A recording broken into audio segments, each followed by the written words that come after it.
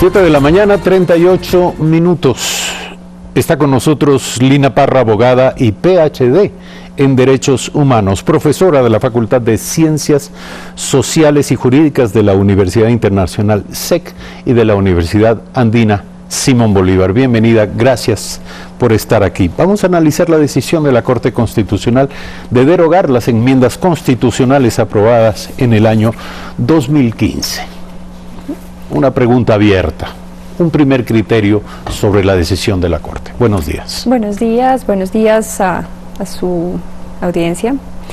Bueno, en primer lugar, pues hay que tener presente que si lo miramos desde lo jurídico, vemos que el control de constitucionalidad en estos casos puede ser previo, pero también puede ser posterior.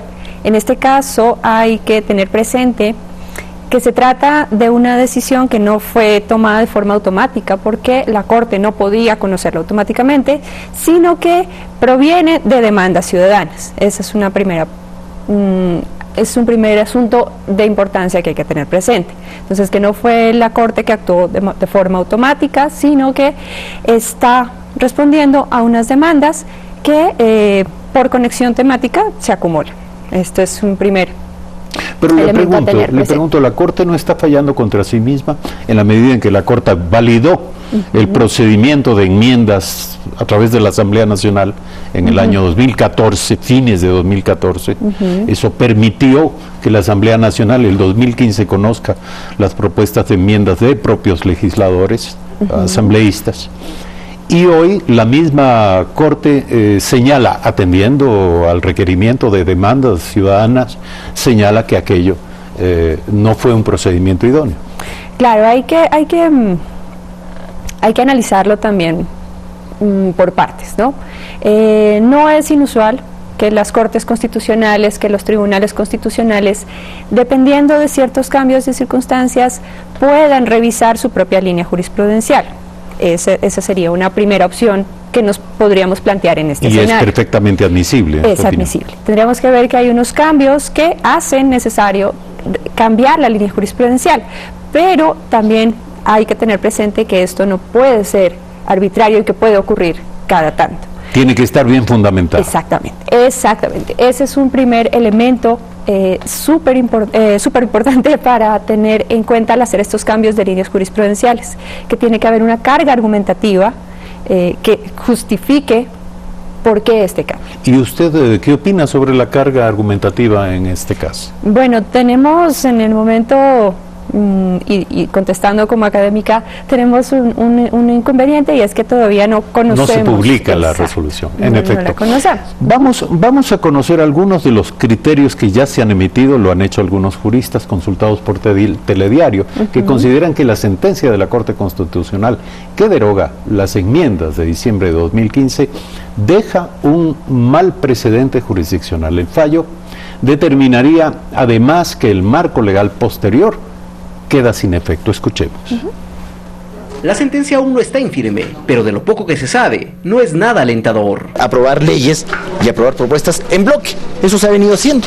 Ahora resulta que eso, según la Corte, ha sido inconstitucional. Es que con ella se deroga las dos enmiendas constitucionales aprobadas en 2015 por la Asamblea Nacional. Esto luego de que la misma Corte Constitucional, con los mismos integrantes, avaló el mecanismo de trámite. Y ahora no se entiende que cuando están con un pie afuera, porque están con un pie afuera, decidan echarse abajo las enmiendas. Y ahí hay temas como el rol de las Fuerzas Armadas en la seguridad interna del país, o el paso de todo trabajador del servicio público a la Ley Orgánica de Servicio Público. Y que impide esa diferencia entre obreros y funcionarios, y por lo tanto, al no existir obreros, no hay sindicalismo ni derechos colectivos.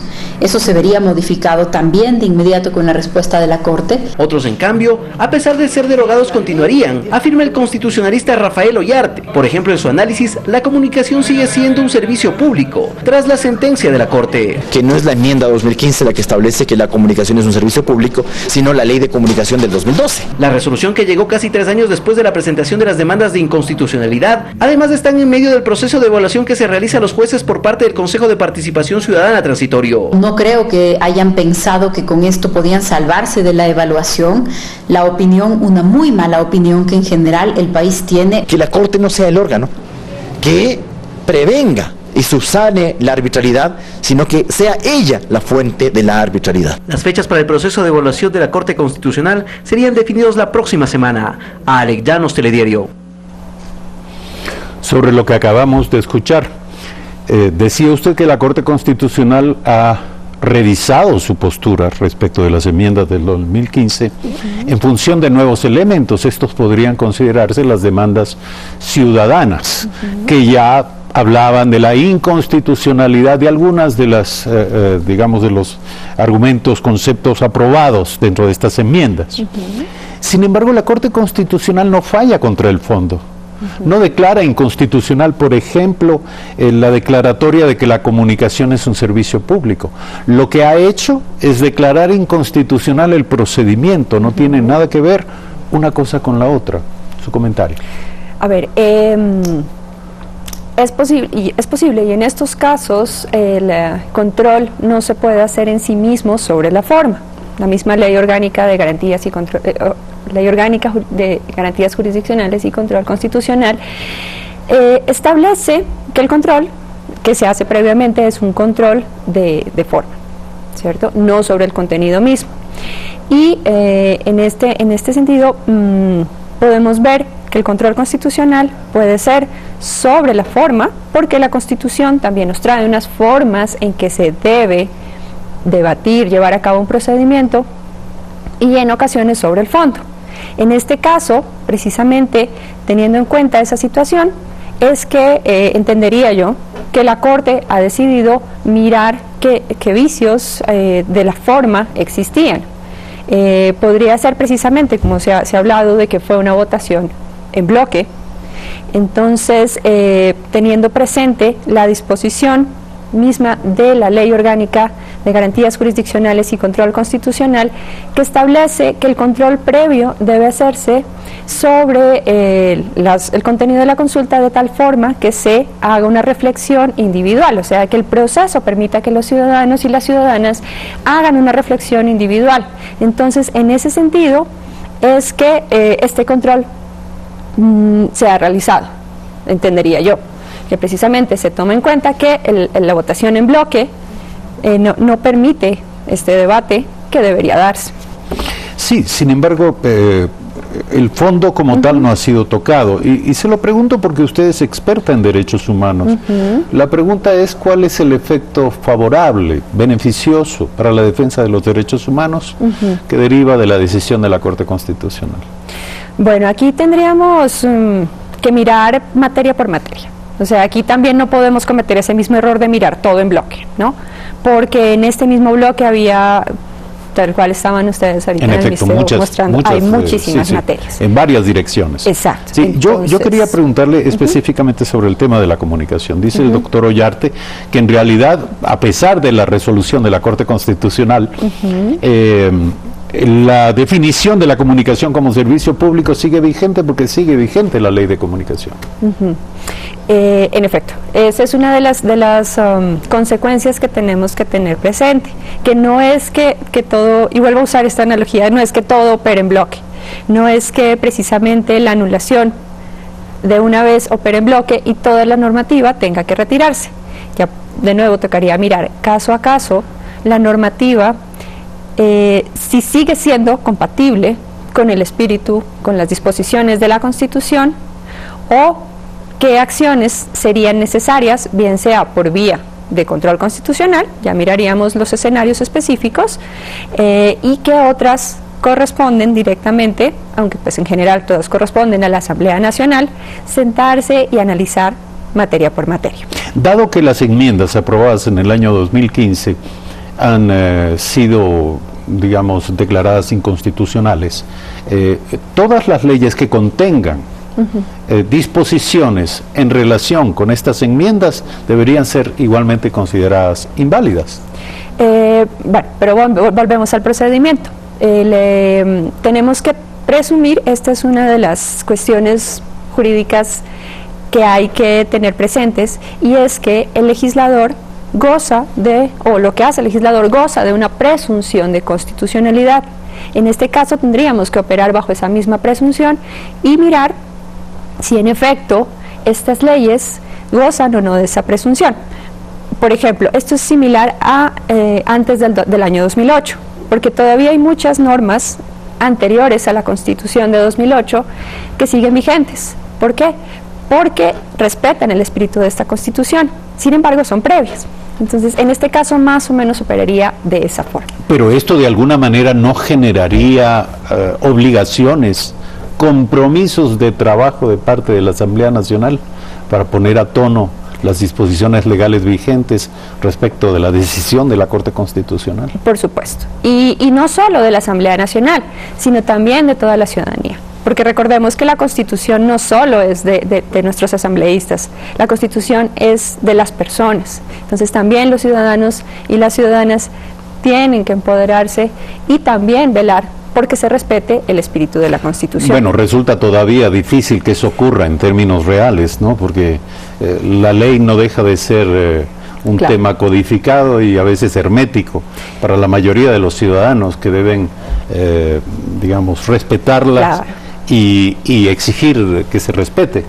Pero en todo caso, en lo que tiene que ver con estos temas, y sobre todo con el tema de la comunicación que le preguntaba, ¿cuál debería ser la primera reacción de parte de los organismos llamados a generar la congruencia entre las decisiones de la Corte Constitucional y las leyes vigentes? ¿Qué debe hacer la Asamblea? Ya, ahorita en esta inmediatez es importante, bueno, estarnos a lo que dice la sentencia, ¿cierto? Esperar que tengamos el texto y adicionalmente ver los efectos que contempla la sentencia, porque no es solo una cuestión de anulamos adiós, sino anulamos, se anula porque tiene un vicio que hace que esté en contra de la Constitución y tendríamos que esperar que la Corte misma también nos dé unas pautas en la sentencia o si en la sentencia no sale, sería en un auto posterior. ¿Podría la Corte disponer en su resolución? Claro, aclarando.